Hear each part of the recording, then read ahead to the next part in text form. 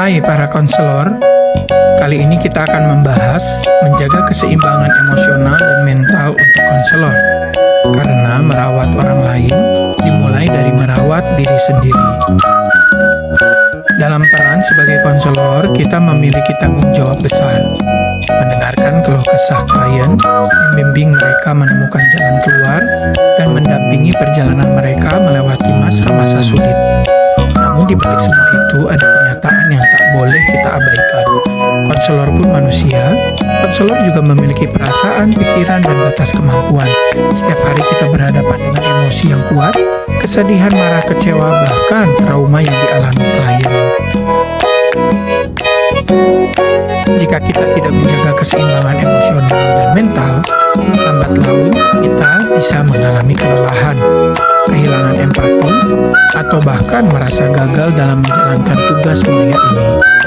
Di video ini, kita akan membahas mengapa menjaga keseimbangan emosional dan mental sangat penting untuk konselor, serta langkah-langkah praktis yang bisa kita lakukan untuk tetap sehat, kuat, dan efektif dalam pekerjaan kita.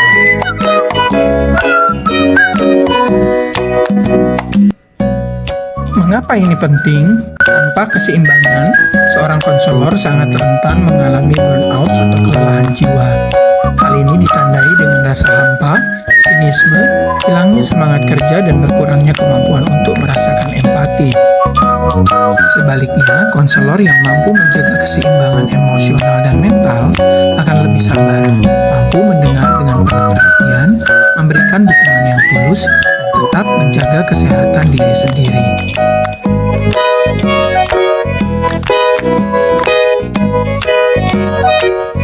Ketidakseimbangan ini tidak hanya mempengaruhi kesehatan diri, tetapi juga kualitas layanan yang diberikan kepada klien.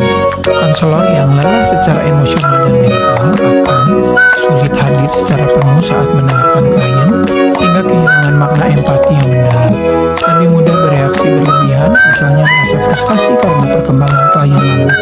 Rentan mengalami counter transference, yaitu membawa masalah pribadi ke dalam sesi konseling. Memiliki resiko lebih tinggi terhadap compassion fatigue, yakni kelelahan karena terlalu sering terpapar penderitaan klien. Ini semua akhirnya berdampak pada kualitas hubungan terapeutik dan keberhasilan proses konseling itu sendiri. Keseimbangan emosional dan mental konselor bisa terganggu oleh banyak faktor. Beberapa di antaranya adalah empati berlebihan. Konselor terlalu larut dalam masalah klien hingga sulit menjaga jarak profesional. Beban kerja yang berlebihan. Sesi yang padat tanpa jeda istirahat membuat konselor kelelahan. Kurangnya dukungan sosial. Konselor juga butuh berbagi pengalaman dengan rekan seprofesi agar tidak merasa sendiri. Tidak ada waktu self-care. Mengabaikan kebutuhan diri sendiri membuat konselor rentan stres. Memahami faktor-faktor ini penting agar bisa mengantisipasi dan mengambil langkah pencegahan sebelum kelelahan terjadi.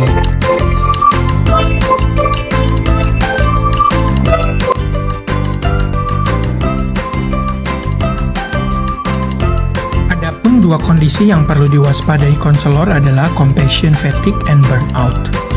Compassion fatigue terjadi ketika konselor terlalu sering menyaksikan penderitaan klien tanpa cukup memproses atau melepaskan beban emosinya. Akibatnya muncul kelelahan batin yang membuat konselor sulit lagi merasakan empati. Burnout adalah kelelahan mental, fisik, dan emosional yang muncul akibat stres berkepanjangan, beban kerja berlebihan, dan kurangnya self-care. Keduanya saling terkait dan bisa mengganggu kesejahteraan konselor, bahkan membuat konselor berhenti mencintai pekerjaannya.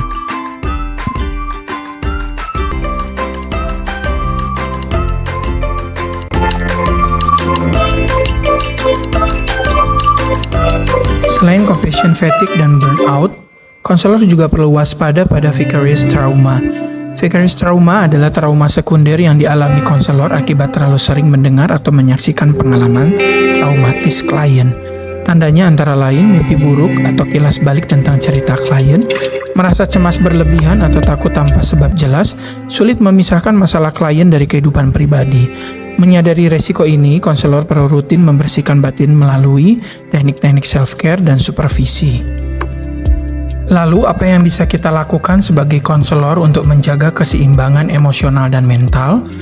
Pertama, lakukan latihan pernapasan 4-4-6 sebelum mulai atau setelah menyelesaikan sesi konseling. Tarik napas dalam selama 4 hitungan, tahan nafas selama 4 hitungan, lalu hembuskan perlahan selama 6 hitungan. Lakukan 3 kali. Latihan sederhana ini membantu menenangkan sistem syaraf, mengurangi ketegangan, dan mempersiapkan diri untuk mendengar dengan empati. Kedua, praktikkan grounding atau relaksasi otot setelah mendampingi klien yang emosinya sangat intens.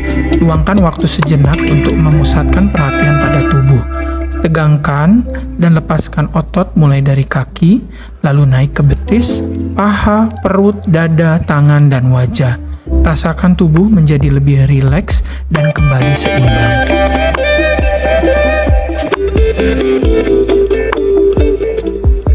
Ketiga, tulislah jurnal refleksi. Setiap akhir hari atau setelah sesi yang berat, catat apa yang Anda rasakan. Emosi apa yang muncul? Apakah ada beban yang terasa menggantung? Dengan menulis, konselor dapat memproses emosinya, mengenali apa yang perlu dilepaskan dan apa yang perlu diperbaiki di sesi mendatang. Keempat, latihlah kebiasaan cognitive reframing. Saat merasa gagal atau kecewa karena klien tampak tidak berkembang, tanyakan pada diri sendiri, apa yang sudah saya lakukan dengan baik hari ini? Apa kemajuan kecil yang dicapai klien meskipun tampak sederhana? Mengubah cara pandang membantu konselor tetap positif dan tidak terjebak dalam perasaan bersalah. Selain teknik sebelumnya, ada beberapa langkah tambahan yang bisa dilakukan konselor. Jeda antar sesi konseling. Luangkan 5-10 menit untuk mengatur nafas, minum air, atau sekedar duduk tenang sebelum bertemu klien berikutnya. Supervisi dan konseling untuk konselor. Jangan ragu untuk meminta supervisi, berbagi dengan rekan, atau bahkan mengikuti sesi konseling untuk diri sendiri. Aktivitas relaksasi rutin. Olahraga ringan, meditasi, atau hobi yang menenangkan pikiran sebaiknya menjadi bagian dari keseharian konselor.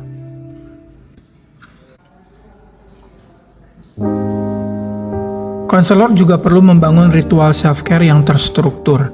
Ada beberapa ide yang bisa diterapkan. Atur batas kerja. Tentukan jam kerja dan jam istirahat. Jangan membawa beban sesi konseling ke rumah. Bangun jaringan pendukung. Jalin komunikasi rutin dengan sesama konselor, supervisor, atau komunitas profesional. Jadwalkan hari khusus untuk refleksi, misalnya setiap akhir pekan.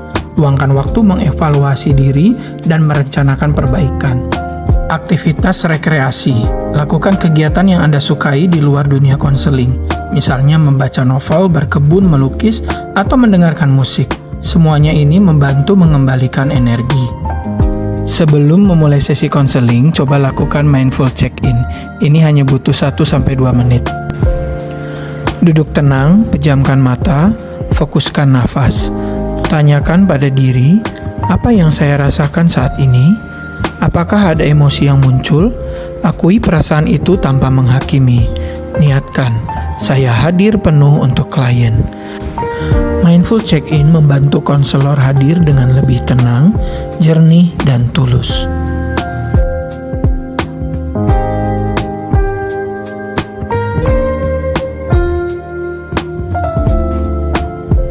Kunci keseimbangan lain bagi konselor adalah self-compassion, atau kasih sayang terhadap diri sendiri.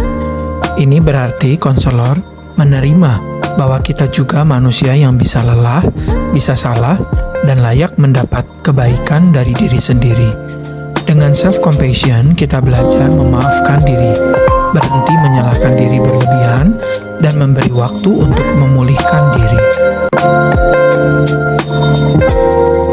Jadi, keseimbangan emosional dan mental adalah fondasi agar konselor dapat mendampingi klien dengan sepenuh hati.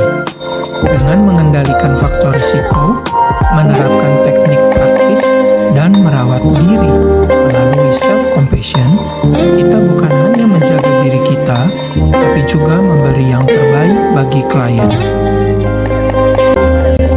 Ingatlah, menjadi konselor adalah tugas yang mulia. berarti kita harus mengorbankan diri sendiri. Konselor yang baik adalah konselor yang juga peduli pada kesejahteraan dirinya. Keseimbangan emosional dan mental bukan sesuatu yang lahir dengan sendirinya, melainkan harus dilatih setiap hari. Dengan langkah-langkah sederhana, pernafasan relaksasi, jurnal refleksi, dan mengubah sudut pandang, kita dapat menjaga diri kita tetap kuat, sehat, dan penuh makna dalam menjalani peran kita. Mulailah hari ini, jadikan keseimbangan sebagai bagian dari perjalanan kita sebagai konselor.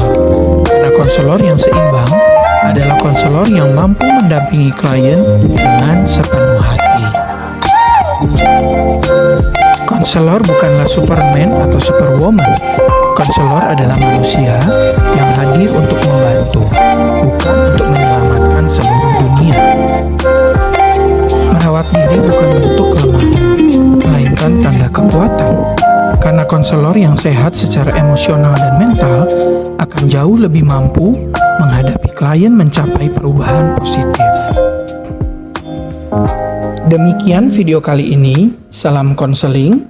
Kalian semua konselor hebat.